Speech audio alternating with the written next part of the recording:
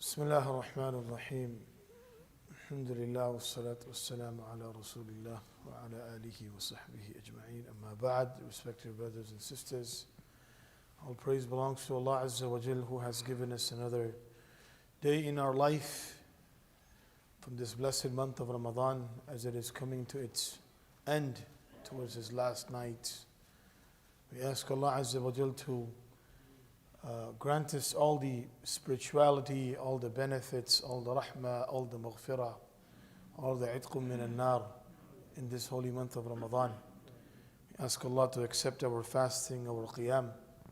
We ask Allah subhanahu wa ta'ala to forgive our shortcomings. Ameen ya Rabbal Alameen. Alhamdulillah, we concluded the 27th juz of the Holy Quran last night.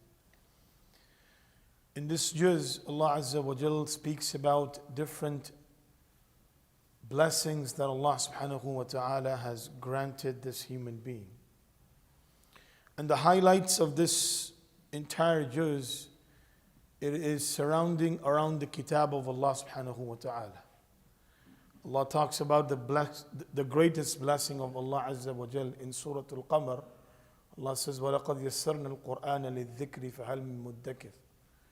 And this ayah is repeated again and again in this surah to give us an understanding that the importance of this kitab of Allah Azza wa Jal.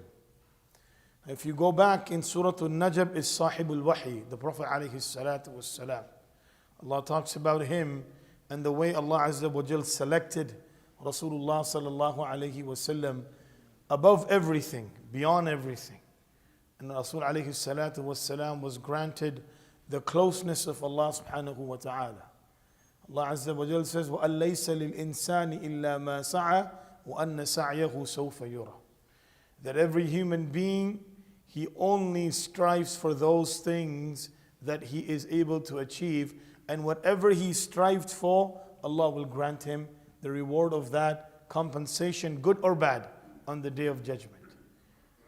So the sa'i of human being is on earth. When you come into this world, you are going through different struggles, different sa'i.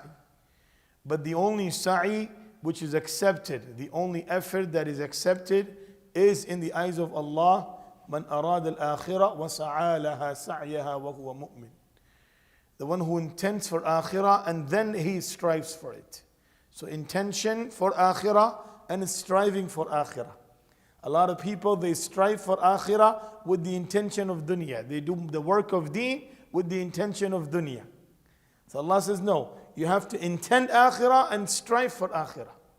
So both of that needs to synchronize, they need to connect with each other. In the Quran, Allah Azza wa Jal has given different things for a person to take benefit from. But this benefit can only be earned when Allah decides to give it to you. Ar-Rahman allama al-Quran.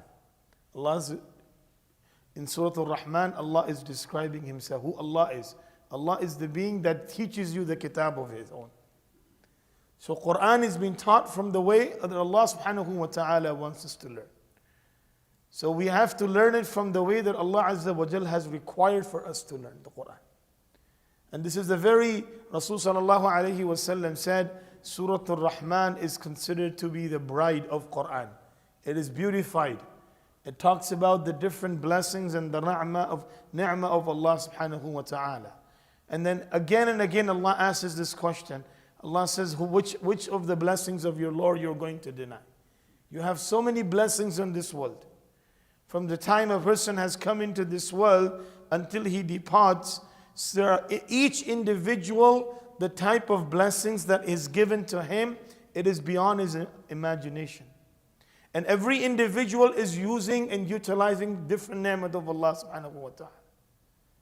And all of these ni'mat, if you were to compare it to the ni'mat of hereafter, the one that Allah has given in the hereafter are much more greater. وَأَمَّا مَنْ خَافَ مَقَامَ رَبِّهِ. Allah Azza wa Jal says, the person who وَلِمَنْ خَافَ مَقَامَ رَبِّهِ جَنَّتَانِ. The one who has the fear that he has to stand in front of Allah subhanahu wa ta'ala. And he has the khawf of Allah in his heart. Allah has given him and promised him 2 Jannahs, right?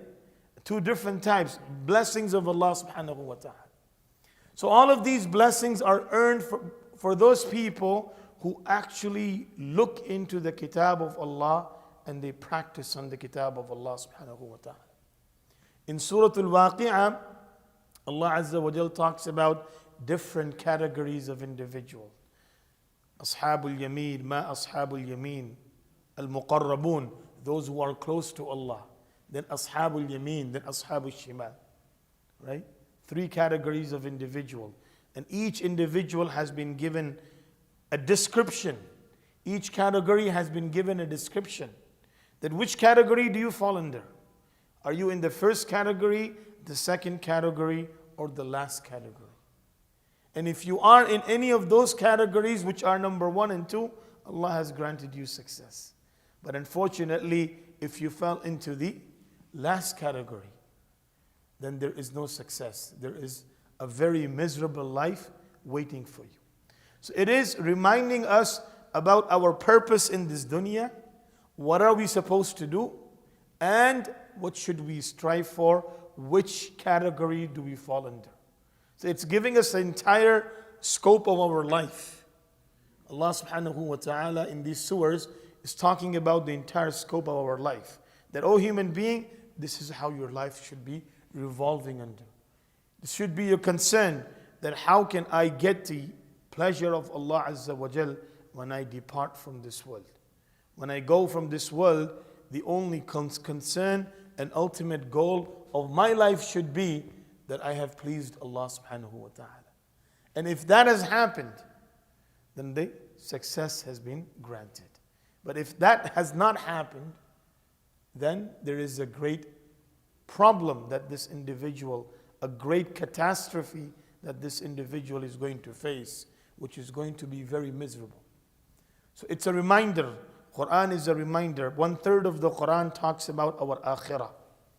What do you need to do? What you need to focus on? Where you're going. And these are the moments that Allah Azza wa Jalla has brought in our life, that we connect ourselves with the book of Allah. And when we connect with the book of Allah subhanahu wa ta'ala, we implement the ahkam, we stay away from those actions which are being forbidden by Allah subhanahu wa ta'ala, so Allah can grant us the ultimate success. We ask the Almighty Allah Azza wa Jal to give us the true spirit of this kitab. We ask Allah subhanahu wa ta'ala to make it easy for this kitab to be understood, to be implemented into our life. And we ask Allah Azza wa Jal, who is the teacher of Quran, to give us the true teachings of the kitab of Allah Azza wa Jal. Ameen ya Rabbal Alameen. Jazakum Allahu khairan. Subhanallah wa bihamdihi. Subhanakallahumma wa bihamdik. Wa nashhadu an la ilaha illa anta.